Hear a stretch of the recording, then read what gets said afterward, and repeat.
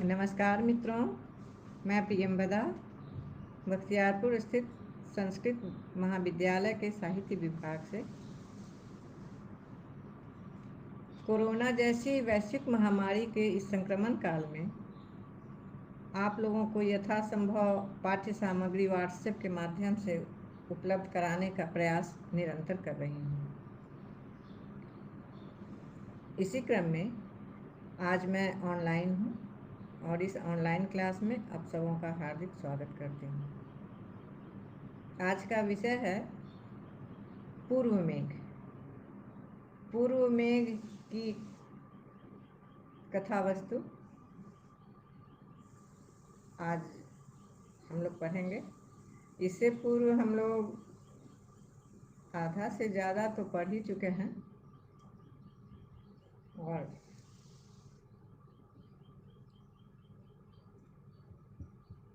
इस मेघदूत में आप लोग जानते हैं कि एक यक्ष की कहानी है जिसे यक्षाधिपति कुबेर ने 1 वर्ष तक के लिए अपनी प्रिया से अलग होकर रामगिरी पर्वत पर रहने का आदेश दे दिया है।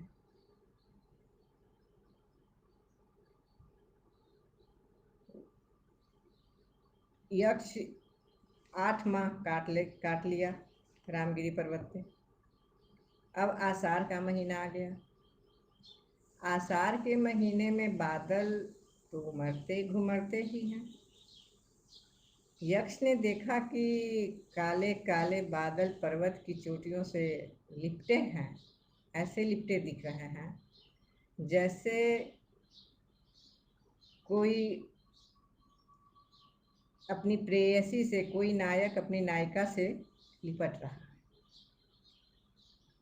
वह देखकर, मेघों को देखकर उसे अपनी प्रेयसी याद आ जाती है और तत्क्षण वह विचार करता है कि क्यों ना मेघ को ही संदेशवाहक बनाकर अपनी प्रेयसी को भेजूं। क्योंकि मेघदूत तो कालिदास की कल्पना है। कल्पना में उनकी कल्पना है और यक्ष की भी कल्पना है। यक्ष ने मेघ को देखा और विनिश्चय कर लिया कि मेघ को ही अपनी प्रिया के पास संदेश लेकर भेजना है। मेघ को दूत बनाने के कारण इस काव्य का नाम मेघदूत पड़ा।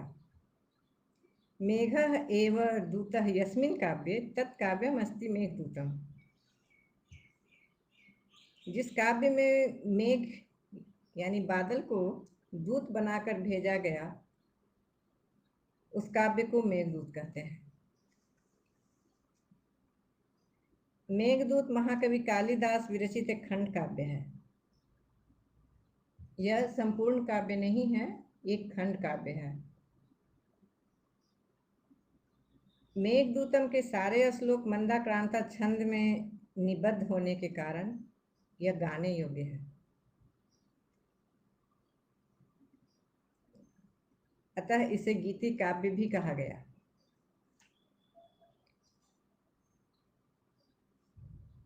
इस काव्य में एक यक्ष प्रियतमा वियोग में तड़प रहा है, इसलिए पाश्चात्य विद्वान डॉक्टर कीथ ने इस काव्य को शोक गीत का नाम दिया। मेघदूत की लोकप्रियता भारतीय साहित्य में प्राचीन काल से ही है। एक ओर जहां प्रसिद्ध टीकाकारों ने मेघदूत पर कई टीकाएं लिखी, वहीं दूसरी ओर अनेक संस्कृत कवियों ने इससे प्रेरित होकर कई दूत काव्यों की रचना कर डाली। महाकवि कालिदास की प्रसिद्धि के संबंध में हम और आप सभी थोड़ी न थोड़ी जानकारी अवश्य रखते हैं। ये एक महान कवि और महान नाटक के रूप में प्रसिद्ध हुए हैं। इनके संबंध में एक श्लोक यहाँ सुनाना चाहूँगी। पुरा कवीनां गणना प्रसंगे कनिष्ठिकाधिष्ठित कालिदास यद्यापि तत्तुल्य कवेरभावात् अनामिका सार्थवती बभूव। क्या है?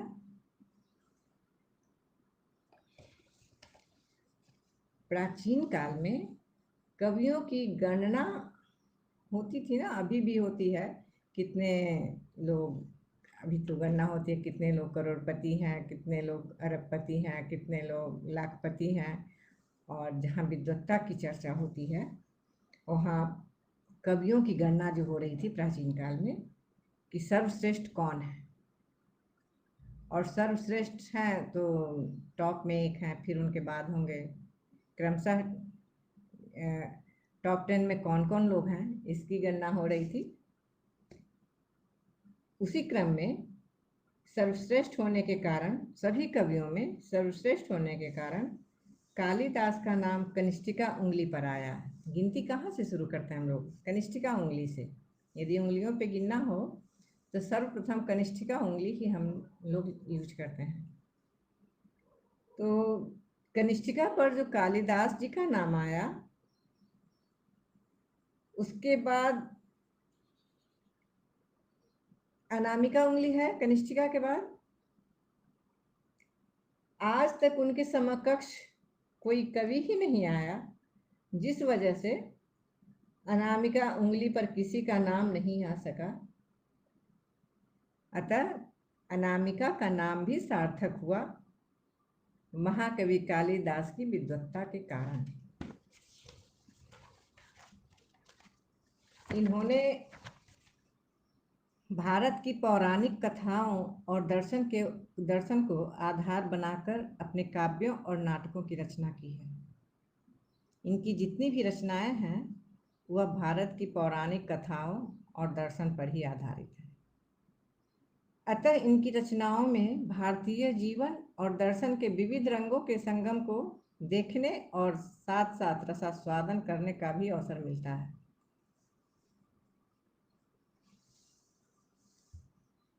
आज हम इनकी 7 रचनाओं में, इनकी 7 रचनाएं हैं, आज हम इनकी 7 रचनाओं में से एक रचना मेघदूतम का रसास्वादन करेंगे। ये मेघदूतम काव्य है। काव्य क्या है? मेघदूत तो समझ गए आप लोग। जिस काव्य में मेघदूत बना हो उसे मेघदूत कहते हैं। अब काव्य किसे कहते हैं तो यह तो विशेष बताने की जरूरत है, विशेष बताना होगा, जो अगले वर्ग में मैं बताऊंगी। काव्य अभी थोड़ा संक्षिप्त। काव्य वह वाक्य रचना है जिसमें चुने हुए शब्दों का संचयन कवि करता है। किसके लिए? हमारे लिए। काव्य वह वाक्य रचना है जिसमें चुने हुए शब्दों का संचयन कर कवि हमारे कल्पना और मनोवेगों पर अपना प्रभाव डालता है। कवि जो कहना चाहता है, कवि की जो कल्पनाएं हैं, वह हम तक कैसे पहुंचेगा और हमारे दिलो दिमाग पे कैसा प्रभाव डालेगा, यह शब्दों का संचयन बताता है। शब्दों के संचयन पर ही यह निर्भर है कि उन्होंने जो काव्य लिखा वह कितना प्रभावशाली है। संपूर्ण मेघदूत काव्य को महाकवि ने भावात्मक भूमिका पर आरूढ़ होकर निबद्ध किया है। भावात्मक भूमिका, जिसमें भाव से पूरा हो, परिपूर्ण।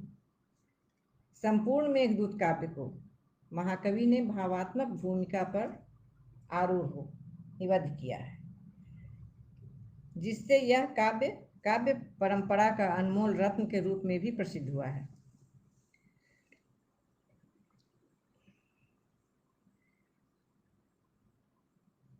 भावना और कल्पना का जो उदात्त प्रसार मेघदूत में उपलब्ध है वह भारतीय साहित्य में अन्यत्र नहीं है।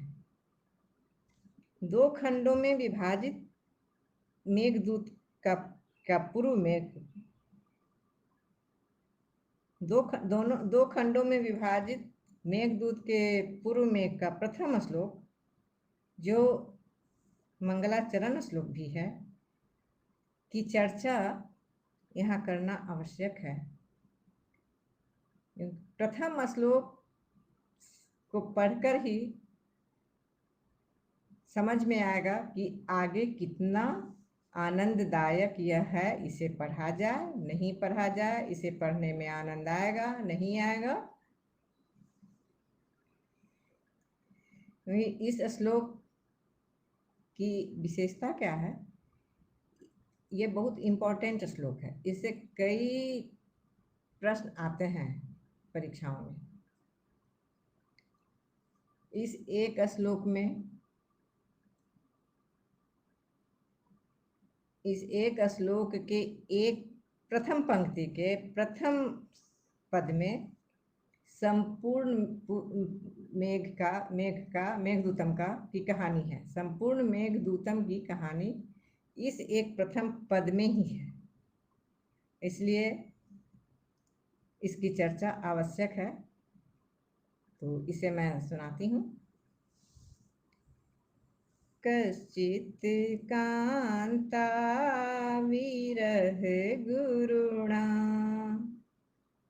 कश्चित् कांता विरह गुरुणा, स्वाधिकारात् प्रमत्त, शापेनास्तंगमित महिमा, वर्षभोगेन भर्तु, यक्षश्चक्रे जनकतनया, स्नानपुण्योदकेषु,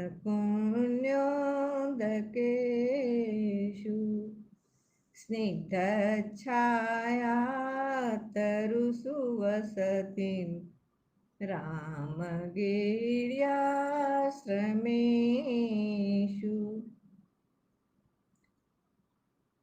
कश्चित् कांता विरह गुरुणा। कश्चित् प्रथम, इस श्लोक का प्रथम पंक्ति का प्रथम पद, कश्चित् कांता विरह गुरुणा। किसी भी कहानी में नायक और नायिका होना जरूरी है, और उसका वर्ण विषय का भी होना जरूरी है। नायक और नायिका है तो कुछ तो हो रहा होगा। यहाँ कश्चित् कांता विरह तीन है। कश्चित् अर्थात कोई, कोई कौन? यक्ष। नायक कौन हुआ? यक्ष। और कांता क्या है? कांता है नायिका। मेघदूतम की नायिका कांता है, जो यक्षिणी है। यक्ष की नवविवाहित पत्नी जो है उसे कांता कहा गया है। कांता अर्थात भार्या नहीं है। भार्या होते भी वह कांता है। कांता का सेंस होता है प्रेयसी, जिसे बहुत प्यार करता है नायक। पत्नी तो जब पत्नी हो जाती है तो थोड़े दुनियादारी की भी बातें होती हैं, लेकिन प्रेयसी से तो सिर्फ प्रेम की ही बातें होती हैं। इसलिए यहाँ कालिदास जी ने भार्या नहीं लिखा, जबकि उनकी मात्रा इस श्लोक में पूरी हो जाती, लेकिन उन्होंने भार्या शब्द नहीं लिखा, उन्होंने लिखा कांता। कश्चित् कांता, नायक नायिका, और दोनों को क्या है? विरह। नायक और नायिका दोनों को क्या है? विरह। इस संपूर्ण मेघदूत में बस नायक यक्ष का विरह वर्णन है। किसके लिए है? कांता के लिए है। किस कांता के लिए है? जिसे वह यक्षाधिपति कुबेर के अलकापुरी में छोड़ आया है। क्यों छोड़ आया?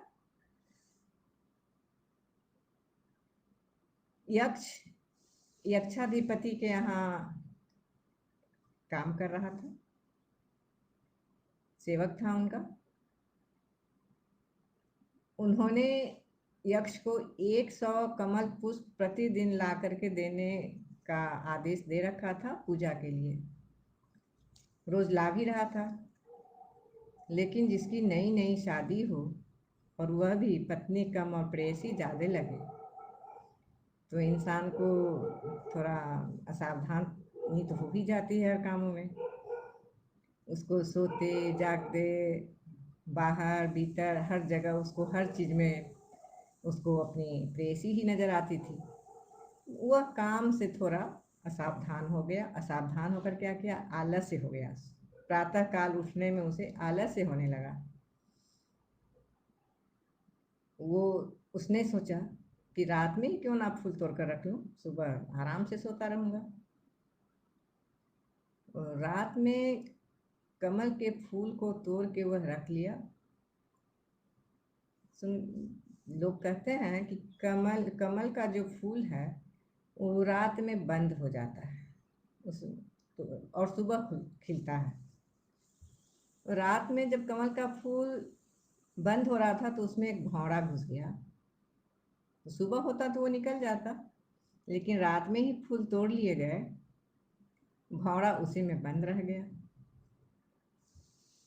और जब कुबेर ने पूजा के लिए उस फूल को लिया, उसमें से भौरा निकला और यक्ष को काट खाया। यक्ष समझ गए कि इसने अपने कर्तव्य में लापरवाही बरती है और रात में ही फूल तोड़कर लाकर रख दिया है। उन्होंने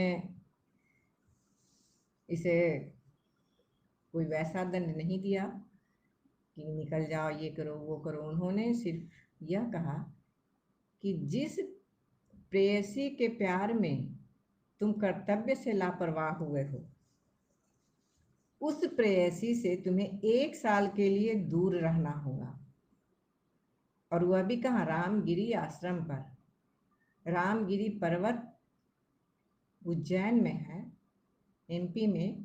वहाँ राम और सीता भी वनवास के टाइम में वहाँ रहते थे। वह विश्व का सबसे बड़ा पर्वत है, रामगिरी पर्वत। उस रामगिरी पर्वत पर 1 साल 1 वर्ष तक रहने के लिए यक्ष ने इसे दंडित कर दिया। और क्या किया? पावर इसका सीज कर लिया यक्ष का। पावर क्या? यक्ष देवलोक में जो लोग होते हैं उन्हें अपने मन से अपनी इच्छा अनुरूप रूप धारण करने की, यहाँ से वहाँ जाने की बिना वीजा पासपोर्ट सारी सुविधाएं उपलब्ध होती हैं। वो जब चाहे छोटा बन जाए, बड़े बन जाए, यहाँ चले जाएं, वहाँ चले जाएं। तो इन पावरों को उन्होंने सीज कर लिया। जैसे किसी सरकारी कर्मचारी को निलंबित करने के बाद उसका बॉस उसका पावर सीज कर लेता है और मुख्यालय कहीं और बना देता है। जाओ, तुम्हारा यही दंड है। और जो सस्पेंड हो जाता है उस व्यक्ति के साथ कोई जाना नहीं चाहता, कोई दोस्ती रखना नहीं चाहता, क्योंकि वह एक दंडित व्यक्ति है। यहाँ इस मेघदूत में यक्ष एक शापित व्यक्ति है, इसलिए इस मेघदूत में यक्ष का नाम नहीं लिया गया है। लिखा गया है कश्चित कोई। तो अब ये तो रामगिरी पर्वत पे आ गए। रामगिरी पर्वत पे आ गए तो यहाँ लिखा है इसमें, शापे नास्तंगमित महिमा वर्ष भोग्य न भर्तु कश्चित कांता विरह गुरुना स्वाधिकारात प्रमत्तः। कोई अपनी प्रेयसी के वियोग में है। कौन? स्वाधिकारात प्रमत्तः, अपने अधिकारों में अपने कर्तव्यों से लापरवाही करने वाला अस्तंगमित महिमा, वर्ष भोग्य न भर्तु, और भर्तु के साप से वह अस्तंगमित महिमा हो गया, उसकी महिमा अस्त हो गई है। 1 वर्ष के लिए वह रामगिरी पर्वत पर निवास कर रहा है। कहाँ?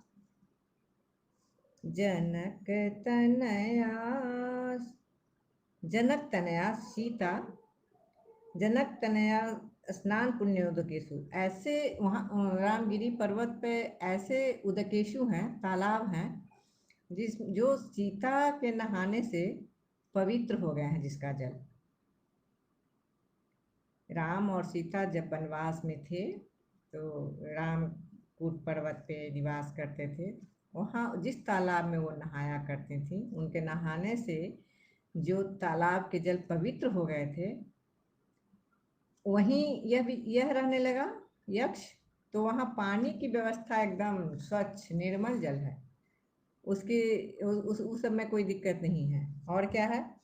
स्निग्ध छाया तरु सुवसतिम, स्निग्ध छाया वाले, शीतल छाया वाले वहाँ वृक्ष भी हैं।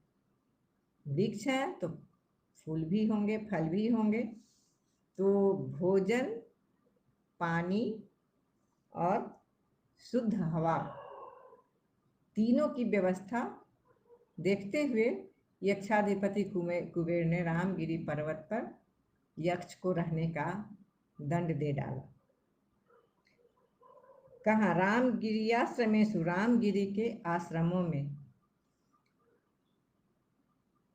अब एक यक्ष है और रामगिरी के आश्रमों में रहता है, ये कैसे संभव है? एक यक्ष क्या एक आश्रम में एक बार सोएगा, दूसरे आश्रम में दूसरी बार सोएगा, तीसरे आश्रम में तीसरी बार सोएगा, या एक में हाथ रखेगा एक में पैर रखेगा? नहीं, वह एक विरह विदग्ध नायक की पहचान है कि वह कभी एक जगह पे टिकता ही नहीं। किसी दीवाने को देखिए, किसी मनचले को देखिए, कभी एक जगह नहीं टिकता। कभी वो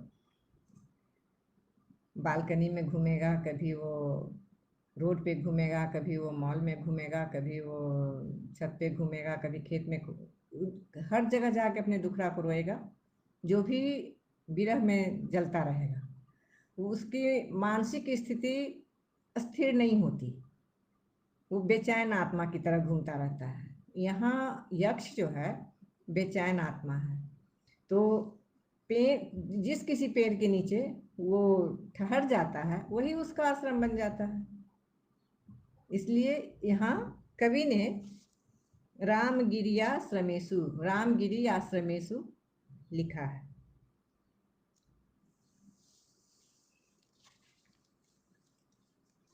अब 8 माह बीत चुका है यक्ष का, आषाढ़ माह प्रारंभ हो गया है। आषाढ़ माह में मेघ जो है वो इधर उधर कर रहा है, एकदम काले काले मेघ लगे हुए हैं, पहाड़ों की चोटियों से ऐसे लिपटे हैं जैसे लगता है कोई नायक और नायिका एक दूसरे से बहुत दिनों के बाद मिले हों। यह सब देखकर यक्ष को अपनी प्रेयसी की याद बहुत सताती है, बहुत। लेकिन वो करे क्या? कोई माध्यम है ही नहीं जिससे वो अपनी प्रेयसी तक अपना संदेश भेजे। इसी बीच यक्ष के मन में ये ख्याल आता है कि क्यों ना मेघ को ही भेजा जाए। मेघ तो आज़ाद है, यहाँ से वहाँ जाता है, तो मेघ को ही अपना संदेश वाहक बनाकर अपनी प्रेयसी के पास भेजने का विनिश्चय मेघ करता है, यक्ष करता है। धन्यवाद। अब अगले क्लास में